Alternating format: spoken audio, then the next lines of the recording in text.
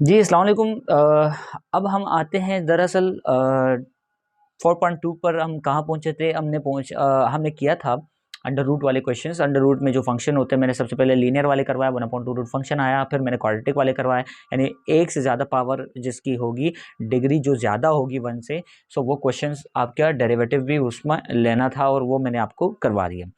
अब यहाँ पर आपके पास एक ट्रिग्नोमेट्रिक फंक्शन है, उसकी पावर 3 है, अगर हम डेरिवेट करेंगे तो पहले पावर वाला लॉ लगेगा, पावर नीचे पावर में से एक माइनस।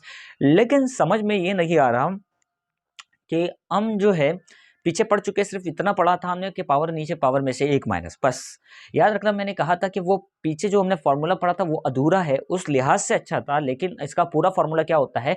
पावर नीचे पावर में से एक माइनस, और जो बेस होता है ना, जिस पे पावर होती है बेस, उसका भी डेरिवेटिव मल्टीप्लाई करेंगे। जैसे मैं मिसाल देता हूँ कि x की पावर 3 है, इसको मैंने डेरिवेट करना है, d/dx करना है। तो क्या करना है? पावर नीचे पावर में से एक माइनस, पावर नीचे पावर में से एक माइनस, ये जो बेस होता है ना, ये जो बेस होता है, इसका भी डेरिवेटिव लेंगे, यानी d/dx किसका लेंगे? x का भी लेंगे। तो इसको मल्टीप्लाई करेंगे, जबकि हमें उस केस में पता था कि dx/dx क्या होता है? 1 होता है, इसलिए हम इसको लिखते ही नहीं थे, सिर्फ 3x की पावर 3 माइनस 1 करते थे और x का डेरिवेटिव मल्टीप्लाई नहीं करते थे। लेकिन जब आपके पास फंक्शन ऐसा आ जाए कि उसके बेस में कुछ ना कुछ ऐसा हो जिसका डेरिवेटिव 1 नहीं बनेगा, जैसे कि मैंने कहा साइन की पावर 3x, अब यहां पर हम क्या करेंगे? यहां पर हम करेंगे कि पावर नीचे पावर में से एक माइनस, मैंने कहा सॉल्व। वैसे फॉर्मूला मैंने यहाँ लिख दिया है कि अगर एक डब्बा है, उसकी पावर n है, उसकी पावर क्या है? n है, तो डेरिवेटिव अप्लाई होगा, पावर नीचे हो जाएगा डब्बे में, डब्बा जो बेस है, डब्बा क्या है? बेस है, और डब्बे की पावर में एक कम हो जाएगा, पावर नीचे पावर में से एक माइनस।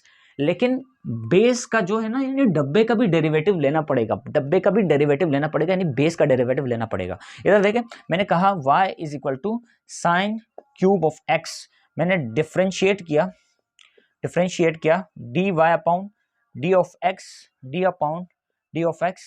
Sign cube x. अब यहां सबसे पहले आपने पावर वाला फॉर्मूला लगाना है, डायरेक्ट साइन को नहीं कर देना है, पावर वाला पहले, पावर है, पावर वाला रूल पहले है। तो पावर पहले है, तो उसका मतलब पावर नीचे पावर में से एक माइनस, पावर नीचे पावर में से एक माइनस, 3 में से एक गया तो कितना हुआ? 2। अब ये फॉर्मूला खत्म नहीं हुआ, बेस का डेरिवेटिव लेना मत भूलिएगा, क्योंकि बेस का डेरिवेटिव लाजमी होगा, वरना क्वेश्चन का आंसर ही गलत आएगा। बेस क्या था? साइन का, यानी साइन का भी डेरिवेटिव लेना पड़ेगा, d/dx ऑफ सिर्फ साइन एक्स। उसकी वजह क्या है कि पावर पे तो आपने डेरिवेटिव अप्लाई कर दिया है, पावर नीचे पावर में से एक माइनस, लेकिन बेस का डेरिवेटिव विदाउट पावर का डेरिवेटिव भी आप लोगे, बेस का डब्बे का डेरिवेटिव आप देख रहे हैं वहां पे, तो डब्बे का डेरिवेटिव आप लोगे, वो है साइन। सो 3x साइन की पावर क्या होगा? 2x। साइन एक्स का डेरिवेटिव क्या होता है? आपको सिखाया गया था कि cos x होता है, क्या होता है? cos x, तो इसकी जगह आ जाएगा cos x, और ये आपका आंसर है dy/d ऑफ x। सो इतना मुश्किल नहीं था, क्या है, आप पावर नीचे पावर में से एक माइनस का जो फॉर्मूला है उसको थोड़ा सा मॉडिफाई किया कि बेस का भी डेरिवेटिव लेंगे, बेस का डेरिवेटिव हमेशा मल्टीप्लाई करेगा जिसके ऊपर पावर है। सही है, नेक्स्ट क्वेश्चन देखते हैं। तो जी स्टूडेंट्स, हमने अब तक देखा कि ट्रिग्नोमेट्रिक की जो पावर होती है उसको डेरिवेट कैसे किया जाता है, पावर नीचे पावर में से एक माइनस, बेस का डेरिवेटिव मल्टीप्लाई करता है।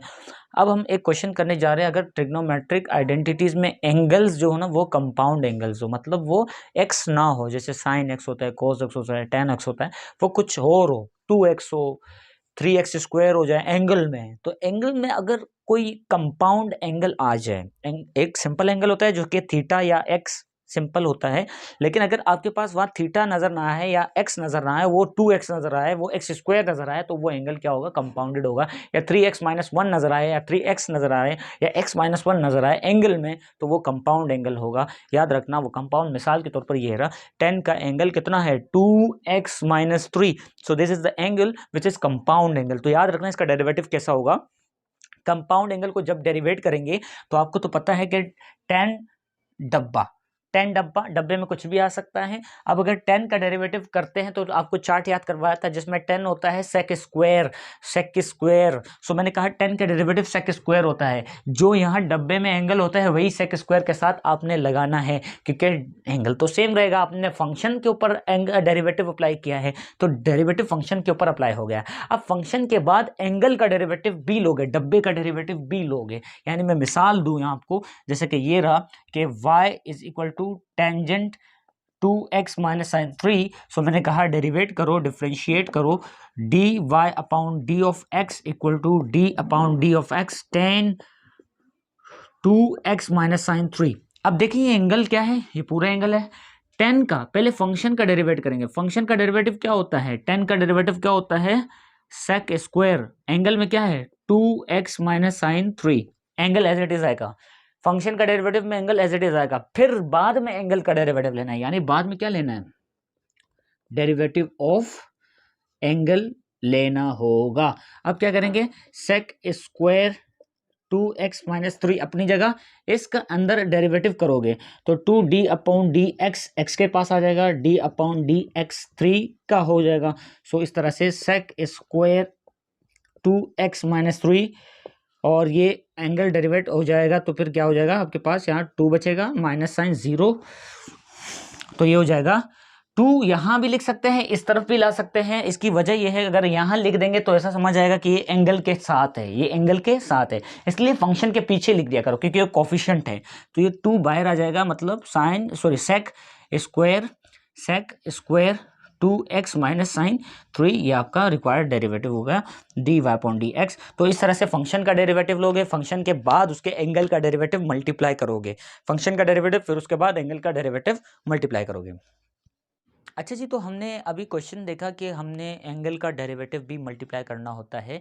आप पहले पढ़ चुके थे कि साइन एक्स क्या था, सिंपल एंगल था। तो साइन एक्स का डेरिवेटिव क्या होता था, कॉस एक्स होता था, और डेरिवेटिव मल्टीप्लाई करने की ज़रूरत ही नहीं होती थी क्योंकि एंगल में एक्स है और एक्स का डेरिवेटिव कितना होता है, 1 होता है। अगर एंगल कंपाउंड हो, यानी मैंने कहा एक्स ना हो, 2x हो, एक्स स्क्वायर हो, एक्स क्यूब हो, कुछ भी हो, तो फिर आपने क्या करना है, उसका डेरिवेटिव भी लेकर मल्टीप्लाई करना है। एंगल का डेरिवेटिव मल्टीप्लाई करेगा, पहले फंक्शन का डेरिवेटिव होगा फिर एंगल का डेरिवेटिव होगा।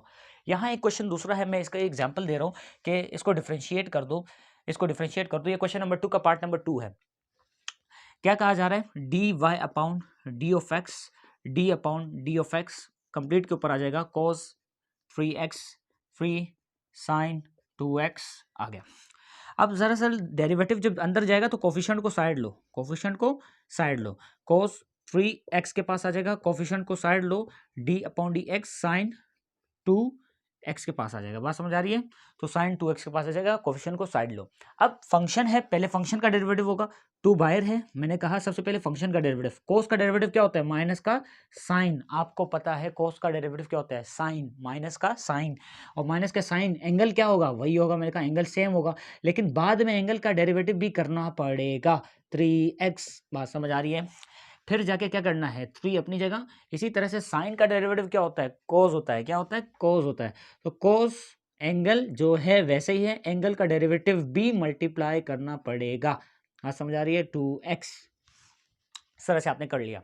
अब क्या करेंगे, ये माइनस बाहर आ जाएगा, माइनस का 2 साइन 3x, और ये डेरिवेटिव ऑफ 3x कितना होगा, 3 प्लस साइन 3 अपनी जगह, और ये cos 2x का डेरिवेटिव कितना होगा, 2, कोफिशिएंट को साइड लो, x का डेरिवेटिव 1, तो 2, 1 2 जा 2। इसी तरह से अब ये मल्टीप्लाई कर देगा, 3 2 जा माइनस का 6 साइन 3x, 3 2 जा 6 cos 2x। बात समझ आ रही है, cos 2x। सो इस तरह से आपने इसको डेरिवेट किया, पहले फंक्शन का डेरिवेटिव फिर एंगल का डेरिवेटिव उसके साथ मल्टीप्लाई करेगा। बात समझ आ रही है, तो ये चार्ट याद करना है, और चार्ट याद करना इसके लिए ज़रूरी है। तो दरअसल हमने क्वेश्चन नंबर पार्ट नंबर 2 का हमने क्वेश्चन नंबर 2 का पार्ट नंबर 3 किया। अब क्वेश्चन नंबर 2 का पार्ट नंबर 4 देखते हैं। क्वेश्चन नंबर 2 का पार्ट नंबर 4 क्या है?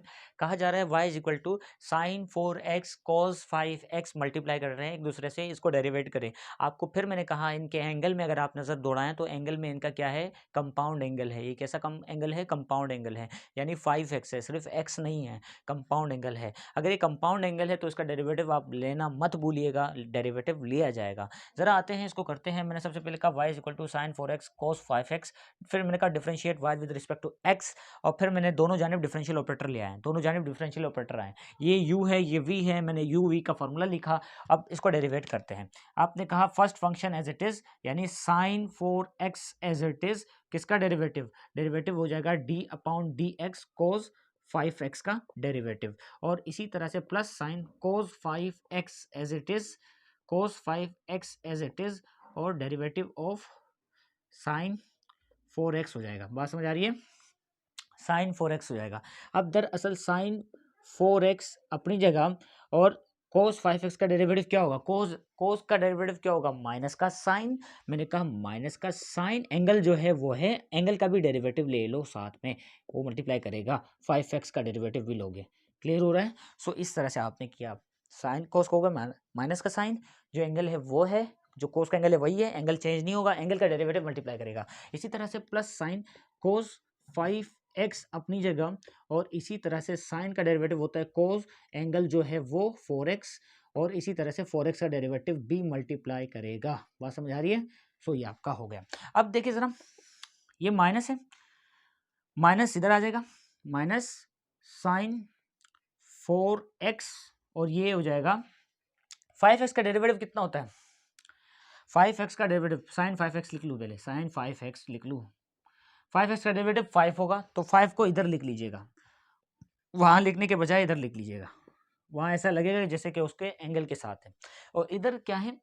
इधर मैंने कहा कोस 5x अपनी जगह, अब ये कोस 4x अपनी जगह, ये 4x का डेरिवेटिव कितना होगा? 4, तो मैंने यहाँ पे लिख दिया इसके साथ, पीछे लिख दिया ताकि आपको ऐसा ना लगे कि ये एंगल के साथ है। इसी तरह से आपने क्या किया, यहाँ पर आपने देखा कि ये आपके पास एक सिंप्लीफाइड होकर आ गया। अब आगे आप कुछ भी नहीं कर सकते इसके साथ, इसलिए ये आपका रिक्वायर्ड आंसर है। सही। अच्छा, अब क्वेश्चन नंबर 8 के ऊपर आते हैं, पार्ट नंबर, क्वेश्चन नंबर 2 का पार्ट नंबर 8, क्वेश्चन नंबर 2 का पार्ट नंबर 6 मेरे ख्याल से, क्वेश्चन नंबर 2 का पार्ट नंबर 6 है। इसके ऊपर आते हैं, बहुत इजी क्वेश्चन है, x multiply by cos x, x multiply by cos x. अब x multiply by cos x को डेरिवेट करना है। मैंने कहा सबसे पहले क्वेश्चन लिखा, उसको डेरिवेट किया, डिफरेंशिएट बोथ साइड किया, डेरिवेटिव आया दोनों साइड पे, ये d y by d x हो गया, और यहाँ पे भी आ गया डिफरेंशियल ऑपरेटर। अब यहाँ x है और दूसरा कॉस एक्स है, यानी एक अलजेब्रिक फंक्शन है, दूसरा क्या है? ट्रिग्नोमेट्रिक फंक्शन है।